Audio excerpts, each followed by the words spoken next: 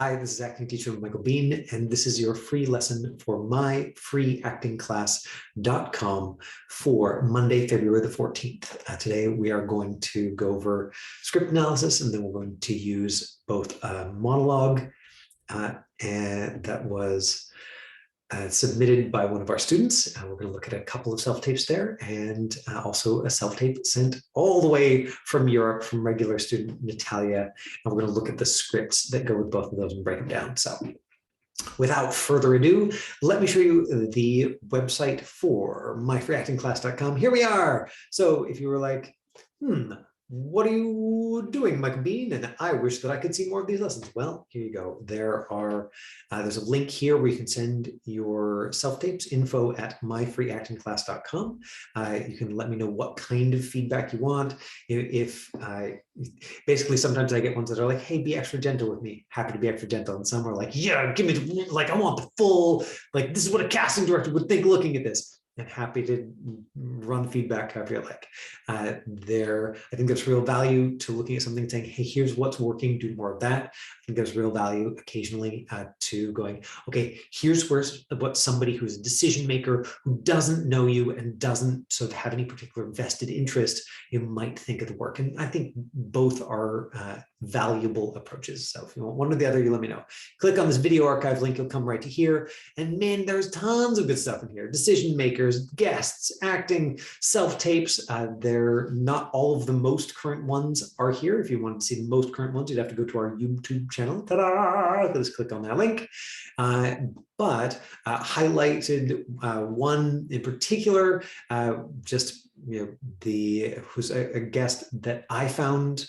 So if you click on the guests, particularly interesting and influential, psychiatrist Dr. Alan Franklin came in and did an entire lesson on how to deal with audition anxiety. So somebody who is a professional psychiatrist whose daughter is quite a successful young actor who I coached right from when she first started acting. And he also works with actors on reducing audition anxiety. He's based out of Vancouver, BC. Alan Franklin, MD, yada, yada, yada. And if you wanted to find that, you don't have to remember the link because it is right here. Dr. Alan Franklin, How to Deal with Audition Anxiety. Watch the video. Right, click on guests, takes you right there. So that's your plug for the video archive today. Let's take a look at the script analysis worksheet before we get into watching the self-tapes, just so you know what I'm talking about when I get into this stuff. So, oops, okay. Here we go. Story questions. Who, what, where, when, why, how. Now, I am going to take this sheet and put a nice clear link right at the top of the main page from myfreeactingclass.com because I do get emails saying, hey, where's that worksheet that you keep talking about? And I've put links in the YouTube video before, and I've shared PDFs in the chat window, and I will just make these resources easier to find by putting that link on the website. So maybe I will go make a note for myself right now, like put in the website, so I get that done and I'll send out the link. So story questions are really story, style, relationships, changes, and want. 1, 2, 3, 4, 5. I want to make it as simple as possible. So there's lots of pieces to each one. You can be as detailed, or as cursory as you want. I think that what's important to me is that each of these things just get some bandwidth and you think about it. So story, who, what, where, when, why, how, descriptive words for your characters, moment before, moment after, the story from your perspective. Style, and obviously there's more details that we could add to any of this. Episodic, pilot feature, MOW, etc. Right? This is the tone, it's the genre. It's okay, what kind of show is this? What's the feel of it? What's the director normally do? Relationships. And this is strong feelings or opinions about people, objects, or events. So strong feelings or opinions, because when you're making choices, you got to choose really big ones so that some of them bleed over into the work. That's my experience, that if you make choices that you're like, yeah, I feel this a little bit this way, right? Here's my opinion, and I like him a little bit. He's kind of annoying, it's not a big deal. Then what happens when you get tense or excited is that goes and you lose almost all of it. So if you choose a very big feeling or opinion, then when you get nervous, excited, anxious, what happens is, yes, like as you get tense, you lose some of that fluidity, but you still keep enough of it to drive the story and make it interesting. So strong feelings or opinions, I just don't think you can go wrong. Changes how the feelings or opinion change. And I think that particularly with a monologue, that's relevant. We did that in detail last week. If you would care to go back and look at the video archive, you have to go to the YouTube channel and check out last week's video. We went through changes in a monologue in particular, but I'm going to talk about that a little bit today. How your feelings or opinions change, basically. No change, no story, right? If you've got a story where at the beginning the character's sad, in the middle the character's sad, and at the end the character's sad, and even if the actor is doing a fantastic job of telling us the story of this sad person, we're like, wow, they are so believable, and I really feel them. It's just not that interesting a story to watch because it doesn't change. And this is the kind of thing that drives feeling. This is my personal opinion about your best access point from getting strong feeling is first, you get those strong feelings or opinions. You're like, okay, that's my strong feeling or opinion. And then to get there, to get to that strong feeling or opinion you want, you basically go, what am I trying to get to the other person to do or feel? So you get it, because that mirrors our life. When our attention is out on someone or something else, that is what fires us up. And that is what gives us those big, strong feelings. Very unlikely that if you're like, here's how I'm going to control my face and voice so that people think I'm having a strong feeling, very unlikely that you will be able to pull that off, especially as the story changes and you're with depth and detail and when the camera is right up your nose and can see everything. So what do you most want? And then what are you trying to get the other person to do or feel so you get it? And obviously, what do you most want? And what are your strong feelings or opinions are going to be pretty connected. It's very rare that it says in the script really clearly at the top, here is what my character wants. So often you have to do some critical thinking about that as you go in. Let's take a look at some of the self-tapes and then we'll use those as concrete examples. So we'll start with a fun one, which is this is from regular student Duke, who is here today. Hi, Duke.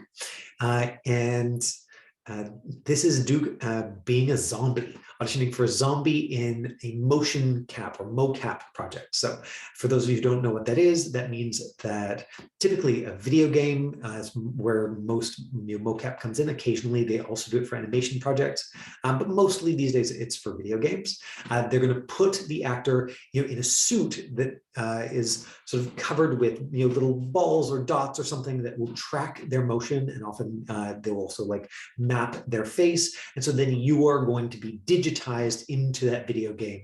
Your face, sometimes your voice, definitely your physicality. Typically, voiceover or VO and mocap are separate. Now, sometimes they'll cast the same actor for both, but sometimes they'll cast them differently. So even if they were like, Duke, we love your zombie, you are zombie number one, like we're casting you, they might actually cast somebody else to do all the voiceovers. They're like, hey, we love Duke's for like face and physicality for the zombie, but then we found this like 19-year-old teenage girl in Alabama who's just like astounding at making zombie noises. We're going to hire her, right? Like in the world of voiceover, they can hire folks from all over the place now. It's sort of an interesting feature of that particular type of work. Incidentally, what that means is, and remember, I am not an expert in voiceover work. It's a couple of great, if you go to the guests on the video archive, you'll see a couple of great lessons specifically about voiceover. You can learn some more there, and hopefully I'll point you towards some of the resources that you want. And there are a couple of great websites. Again, I won't go into detail on them, but Michelle Krieber came in, did some lessons for us and talked about where to find voiceover auditions. There's a lot of them that are posted online, and you can audition for those from anywhere in the world, because assuming that you've got a good enough recording rig that you can do quality audio at home, then they can get you into a sound studio literally anywhere in your city, and then use that professionally. So it's a very unique thing where for the like low level and mid level work, you can often just record it directly in your home, and that'll be the professional work. And then even for the professional work, they can sometimes be like, okay, great, you're in what city? Okay, we've booked a studio. Here's where we're there when they need you to go in, and the producers will be there on video giving you feedback. So It's a great option for folks who are not like right in an urban center, or just basically anybody who wants to add one more working option. I think one of the realities of being a working actor is that you're picking up work in as many different performing areas as you can. That it tends to be a hybrid career. Maybe there's a year where you're like, oh, here was my primary outlet for that year. I mostly did theater, or I mostly did film, but over the course of a longer career, it just helps you to pick up every single performing thing that genuinely lights you up and that you want to do. Right. So I know actors who do theater, they do film, they sing, they dance. I know actors who do circus arts, who teach like I do. They're basically anything that is performance or performance adjacent is not only is not going to hurt you, but it's going to be potentially an asset, including being a zombie in a video game. So let's watch Duke's tape for that.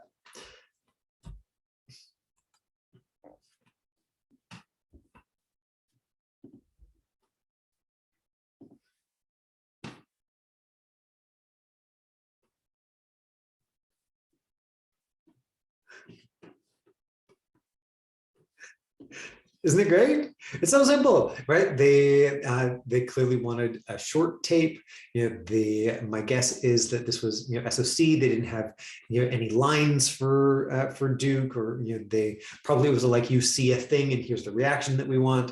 You can see that what he's got is head. We can see head and shoulders. There's a nice neutral background, so there isn't any like cluttered stuff. We're not looking at the books on his bookshelf or the pattern on his wallpaper. He's got a nice clear eye light. His eye line, so the line between his eyes and what he's looking at, is right close to camera, just one side, just the other. Right, so we're seeing his whole face. Duke, it looks like you're adjusting your lighting. This, right, you don't have that same bright spot on your head that you did in the tape that you sent us last week. So you're continuing to tweak here, which I really like. I think that like letting your hair be a little wild and the scruff is a great choice for this. Especially for something that's really short like this. I think that wardrobe and the way you set up for it is going to be influential, because you are giving them that visual pop of like, oh, okay, like here's the characters, we can see them right away.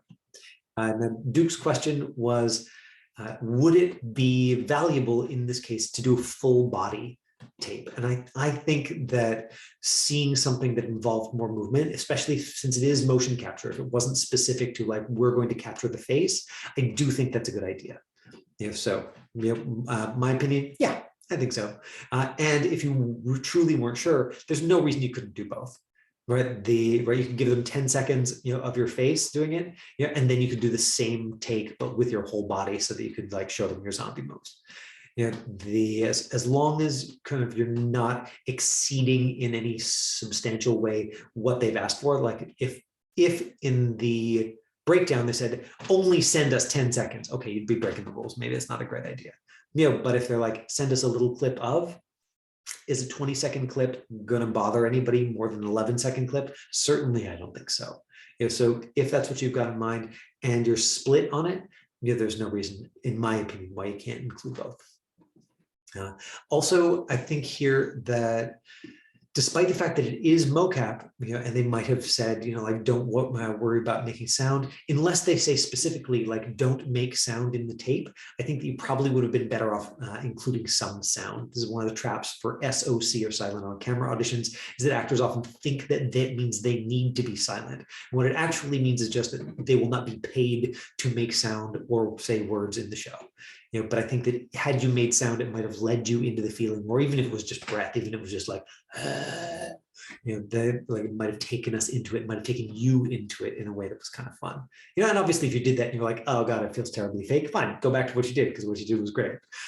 But just so you know, there's the option there to make sound with SOC auditions. And I think that a lot of actors don't know that. I see a lot of SOC tapes that are much more like kind of mime-y than yours was. Well, like yours is a zombie, so the fact that it's not making sound, whatever, he's undead. But if you were doing something else and doing SOC, and I've just seen actors so many times go, and he's like, what's happening there? Like, have we suddenly landed a silent movie? Because this is very strange. So even in SOC audition, important to be able to breathe, to make sound, and even to like ad lib the occasional word, if it's going to make your audition more alive and interesting. Okay, let's look at another audition that Duke sent in. This one is for cult leader. Talked to him briefly before the lesson. He said, yeah, that one definitely needs some work. So this is one of those ones where Duke's like, hey, I know this one isn't perfect, and I'm an artist, and I'm interested in feedback.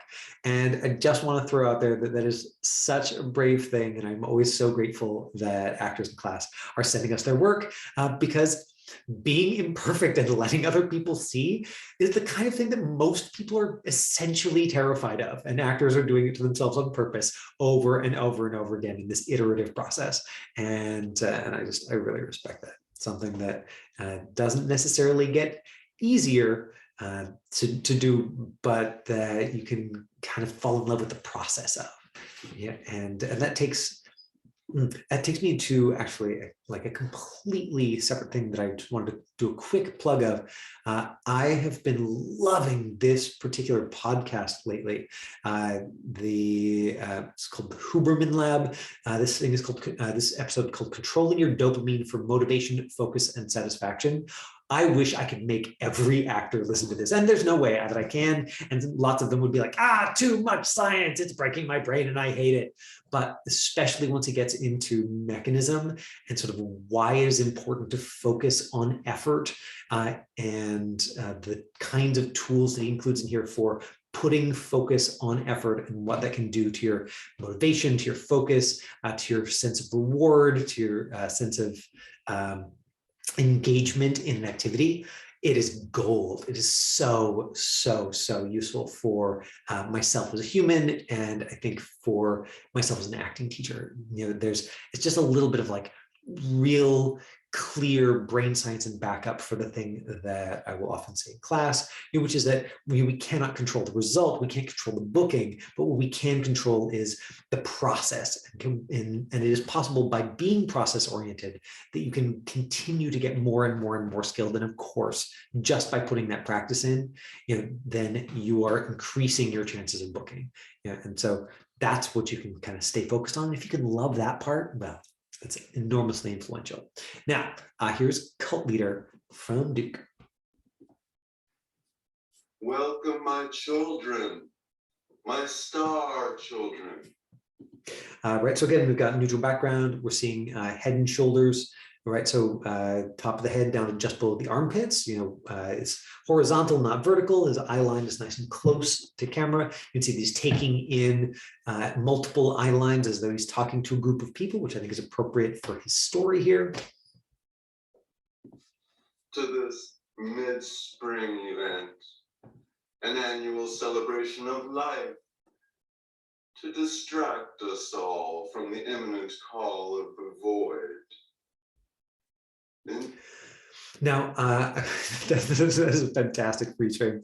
I would say that my main piece of feedback for you, Duke, here is that you are putting on a particular vocal pattern, right? So this kind of soft, like I am the cult leader thing, that even if you were ultimately to choose that, I think that it would be important to be selective about it and have at least a couple of lines in here where you were just talking, right? So that you're making it clear that like, this is how I address my people, and sometimes I just talk. Otherwise you're taking us into a particular kind of sameness where even if it is right for the character or engaging, because it makes everything sound the same, it gets harder to pay attention to. And so if we were workshopping this, I think that that's where I would go with it right away, is to find more of those changes and see if we could make it a little bit more alive. Enjoy the newly sprung flowers as a symbol of birth. Also, generally speaking, I would say be very careful about extended vowels. And it happens particularly when somebody's given something that feels epic or Shakespearean text. Happens all the time. So extended vowels, you just want to be very selective about. It's not that people don't do it when they talk. Sometimes somebody extends a vowel, but the likelihood that they'll do it for every vowel in every sentence, right? Again, we start to lose focus because it starts to make everything sound the same. Love these freeze frames, right? Like I'm just looking at this, I'd guess, who was a cult leader. and human achievement that will all be reborn soon. Shed this mortal coil and be forever one with eternal faith, eternal happiness, and eternal devotion. Right, so it's nicely crazy. It's got some like interesting physical choices here. If we were looking at it and I was workshopping with Duke, I would go, okay, what's the strong feeling or opinion? Like, what's the strong feeling or opinion about like the place of the thing you're worshiping? What's the strong feeling or opinion about the followers? What's the strong feeling or opinion about the goal? And where can we bring those in? Where can we be like, this is the part where it's like it picks up the pace and he gets like heated and he starts spitting at the camera. And then where are we gonna like take it down to like, okay, no, I want to calm you all down and like bring you in. But it's all about like, how am I going to affect those people I'm talking to, right? So first, if we were approaching it, I would go, okay, strong feeling or opinion about the key things in here. And then I would follow, right? So that's relationships. And then I would follow that through to changes. Okay, so where are we going to map that on? Here, here, here. And then how are we going to get there? Okay, how do I want the people listening to me to feel, or what do I want them to do? Like, am I trying to start a riot? Like, is the idea that my followers are going to like get their pitchforks, and they're going to like come with me and go storm the castle right now, or am I trying to lull them all to sleep?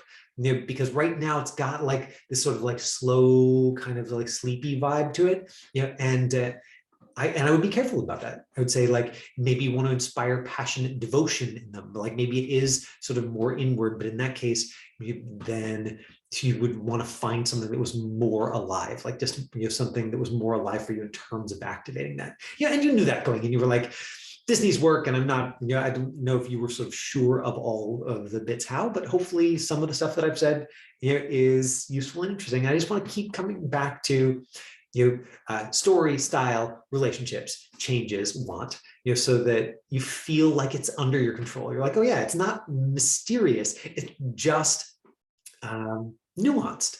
It's just complex. But it's not mysterious exactly. It's just this interesting iterative process of, okay, I'm gonna try it like this, and does this make the story come alive? And does this make me come alive? Then I'm gonna try it like this, and I'm gonna try it like that. And I think that if we can engage ourselves in that play, and in that curiosity, then that can make the process itself more engaging. So hopefully that's helpful, and we'll touch base with you before we wrap up in case you've got more questions about that, Duke. No, want to move on to the last tape that we're going to, or the last self-tape that we're going to look at today. This is from Natalia. And this is a practice scene that I assigned her. So I haven't mentioned this in a couple of weeks, but if you're like, Michael Bean, I want to be an actor and I don't know where to find material to practice. Well, you're in luck, because in the YouTube channel, if you were to go there, there's actually an entire lesson on where you can find material for yourself to practice. But if you're like, that sounds hard and I have the feels, great.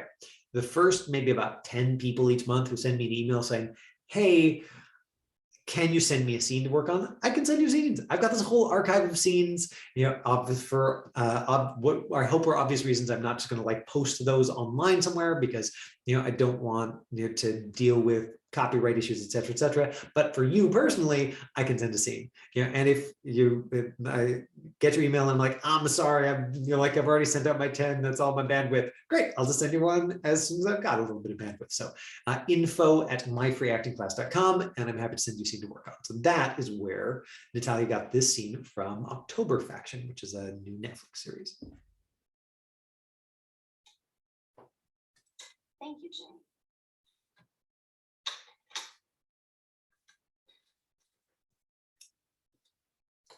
Skipping classes, sneaking into locked doors, bullying a teacher.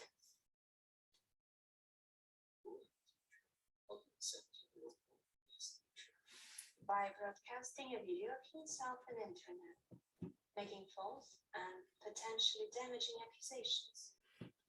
It's a slander.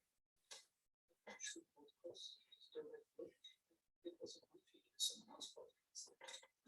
And I did not skip class. I skipped lunch and was in the process of making late for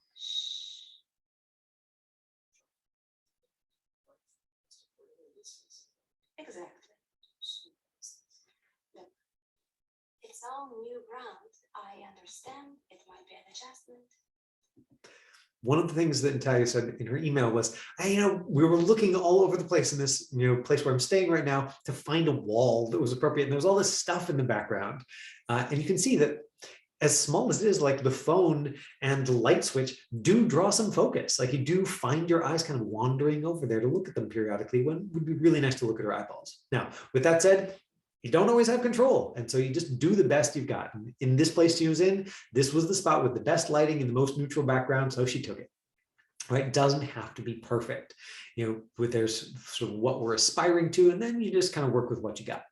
And in this case, she decided to use the phone to help her moment before. She's like, well, I was looking at it, and I decided, well, why not take advantage of this thing since it's here? And I think it's a great choice, because it means that instead of it just being distracting, she sort of like used it in a concrete way right at the top of the scene. There's not a lot of eye light here, right? So it would be, and maybe there simply wasn't a lamp or something that she could direct at her face, but just throwing it out there for anybody who's doing this at home. You just take a lamp, you point at your face, you put a sheet of paper over top if it's too bright for your eyeballs. It's just so there's that like little dot of light reflected there, makes you look alive on camera, makes you look more alive. And I think it's very important when you're doing a self-tape. In this case, Natalia would say that like, then this is such a little I would say that your reader can actually be like very slightly louder, so that we can actually hear the words. And I know that I've given you this feedback a number of times that your reader was too loud. Your voice is nice and clear now. Your voice is louder than his. I think that's great. It would be good, I think, to be able to clearly hear the words. I know what the words are because I have the script in front of me. I know the scene, but I wonder if somebody watching this back would be able to follow the scene, or if they would just sort of hear your voice and then hear kind of mumble, and a few words in between. It's all about chilling out. Jeff, Mr. Erickson is going to let it go this time. We need you at 4, okay? And honey, some doors should stay closed. Can we all agree on that? Sure. Fantastic. Oh, and also I wanted to mention about our Kickstarter to upgrade our gym and a new lab in science lab. Right, so she is meeting with a couple of teenagers, talking about and their parents talking about the things that they've done that are sort of wrong in class, and then she scolds them, tells them that they're going to get away with a warning, and then hits the parents up for money. The context is that this is a sort of fancy private school. Now, if you were preparing this for an audition, then probably you want to go to IMDb and sort of quickly look at the show itself. You watch a little bit of the trailer. Being a parent is hard. Except in our case, of course. You don't have to do this, Can't let you go. Yes, you can. Nice conversation. All signs point to a highly active October. I need my top agents. Presidio's sole aim isn't. Okay, so parents are professional monster hunters. They're hunting monsters. These are their kids. They're at a fancy private school. You kind of get the style of it. It's there's some kind of slick, smart ass. There's snappy banter. There's lots of guns and monsters. And then there's obviously this like sort of supporting or sideline the supporting plot of the kids and what the kids are up to. And so what does that tell you? We can break it down in words, but really I think you watch a piece of the trailer, so you're like, okay, yeah, that's the style. Like I get an idea of the style. I think that, again, my top level feedback for Natalia, much like my top level feedback for Duke in his monologue, is that there is a vocal pattern here that stays pretty consistent. I think that she dropped into it more towards the end of the tape. And at that point, it's like, oh, at this point, it's like simple and clear, and I believe this person. And at the beginning, it sounded a lot like she was being soft on purpose. And maybe she was. Maybe that was her choice and intention. If that's the case, I think it's important to find anchor that with what is the clear relationship? Like, what is the strong feeling or opinion about the kids and about the parents? In this case, I would say put the kids on one side of the camera, put the parents on the other side of the camera. So that you've got two really clear eye lines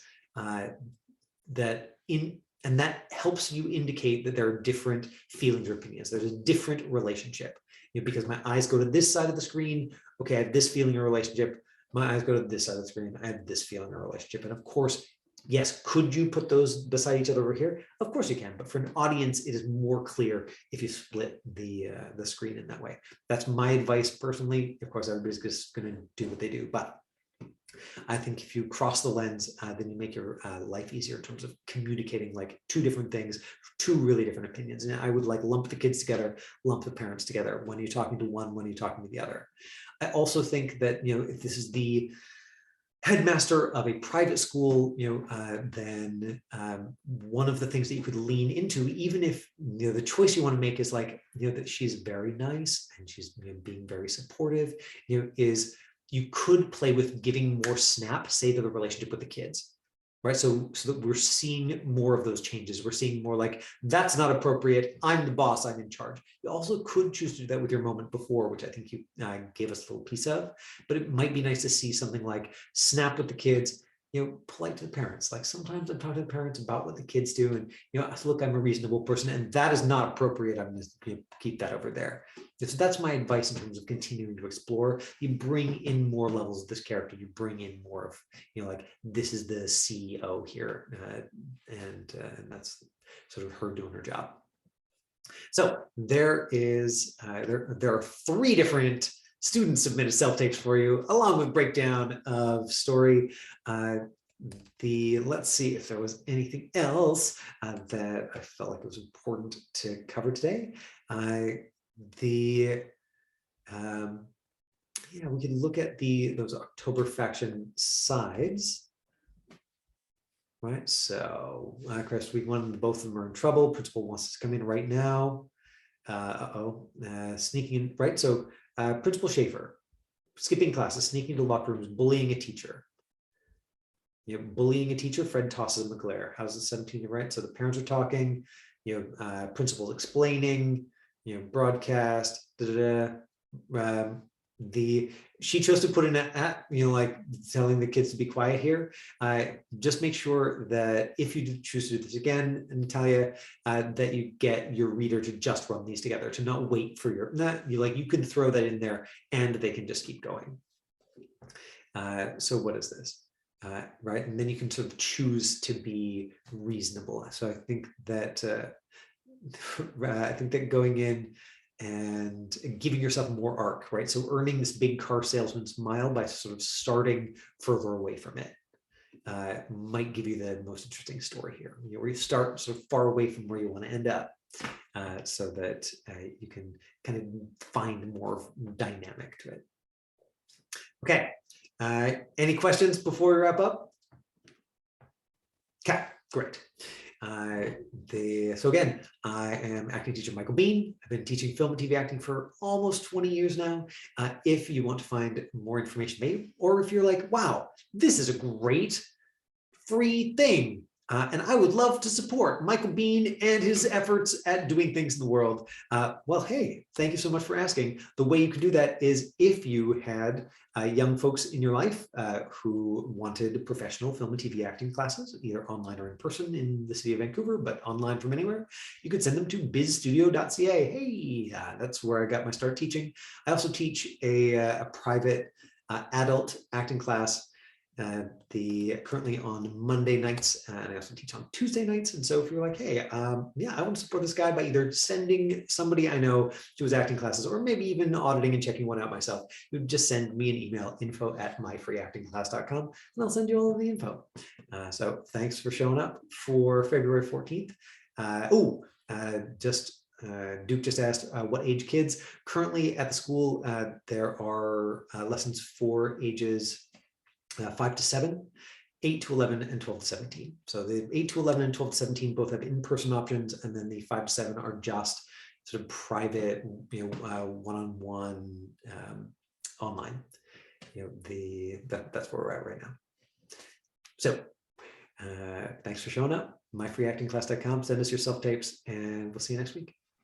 Okay.